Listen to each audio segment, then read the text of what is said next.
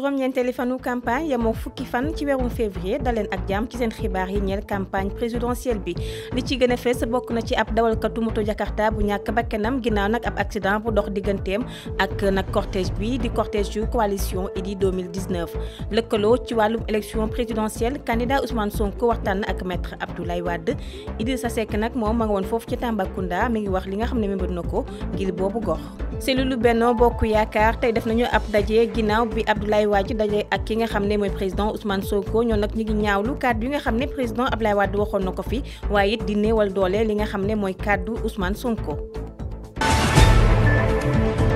ni ma leen ko waxee woon ci bopp xibaar yi ci gën a fees président Madické Niang moom nag mbébétam mooy daal di daje ak maître Abdoulaye Wade digganteem ak moom nee na dara xaju ci tey da ko jàppee ki nga xam ne mooy bàyyi ndax fu ne daal nañu fay daje ñu daal di déglu ndaw yi ñu fa teewaloon di Bamba Diagne ak El Hadj Badiane. Madické Niang ne garde aucune forme de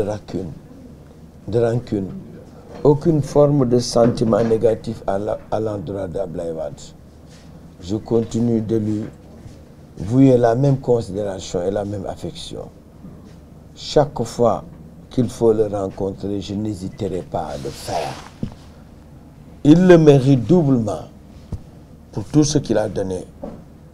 au Sénégal, mais aussi il le mérite de par nos relations personnelles. Personne ne peut oublier la proximité que j'ai entretenue avec lui. Donc, pour toutes ces raisons, soyez sûrs que j'irai à sa rencontre. Et donc, j'irai à sa rencontre, comme il a dit qu'il veut rencontrer tous les candidats de l'opposition. Il y en a 4. Madické fait partie de ces 4. Madické ira à la rencontre d'Abdoulaye Wade quand je serai à Dakar. Je ferai savoir à son entourage ou je lui parlerai directement si donc l'occasion m'est donnée pour lui dire que je suis prêt à le rencontrer.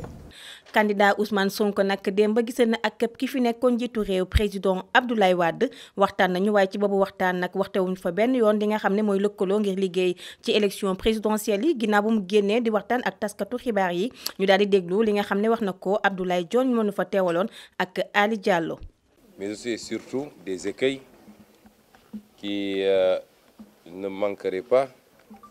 d'être sur le chemin de l'opposition dans sa globalité, et particulièrement des candidats issus de l'opposition. Nous avons entendu les arguments du président Abdoulaye Wade, qui a pris le temps de nous les détailler, de nous les expliciter, et nous les avons bien compris,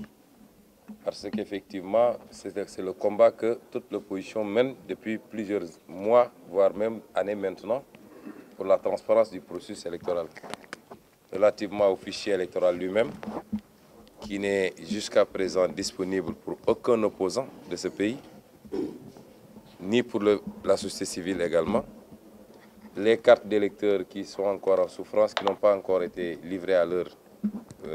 destinataires. La question de la carte électorale et des bureaux de vote,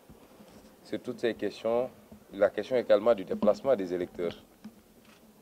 qui ne manque pas de créer souvent des confusions. Nous l'avons vu lors des législatives où beaucoup d'électeurs sont présentés dans des bureaux de vote pour se voir opposer qu'ils ne figuraient pas sur le fichier de ce bureau de vote.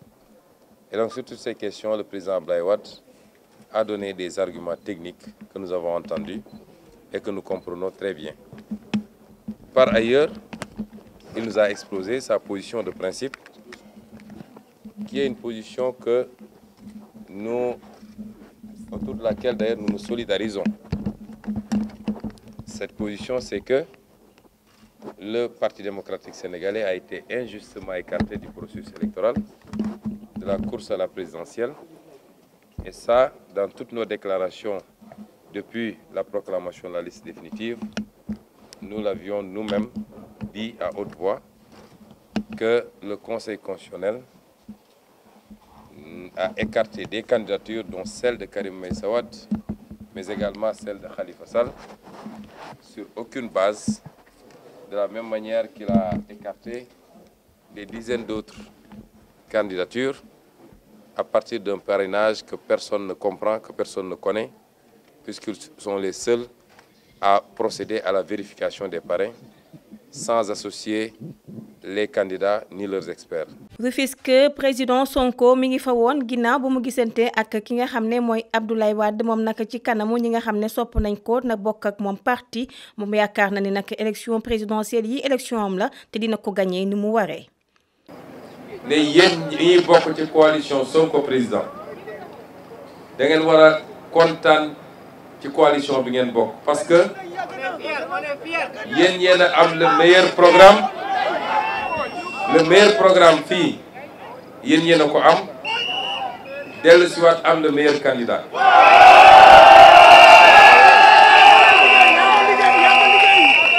boo amee meilleur programme nag am meilleur candidat da ngay ñeme li ngay def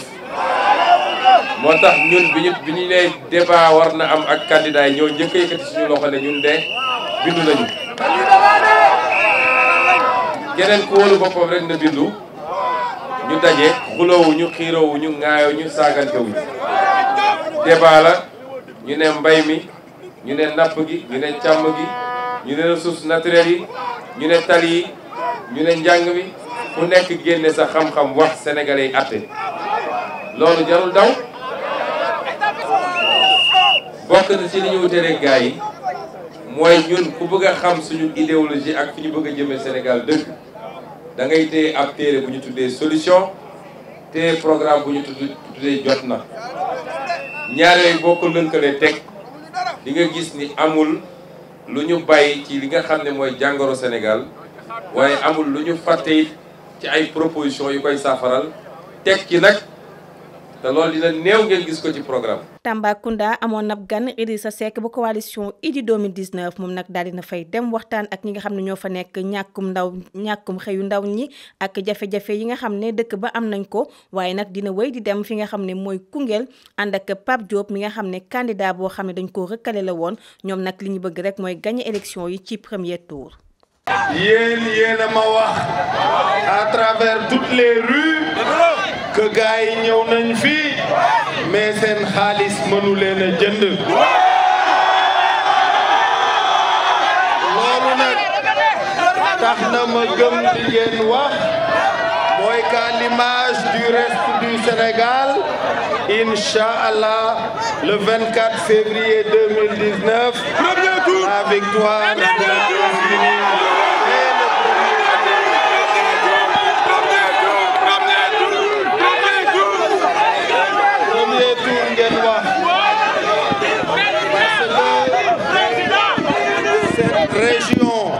cette immense zone du Sénégal oriental a été oubliée dans les programmes de développement du gouvernement. Le chômage vous envahit. Le système éducatif est par terre. Le système de santé est sous-équipé et manque de personnel spécialisé. Nous ferons de Tambacounda un carrefour de développement industriel et logistique pour absorber cette force de travail et avec le développement aussi du chemin de fer, Tamba sera un réseau, sera un carrefour pour notre interconnexion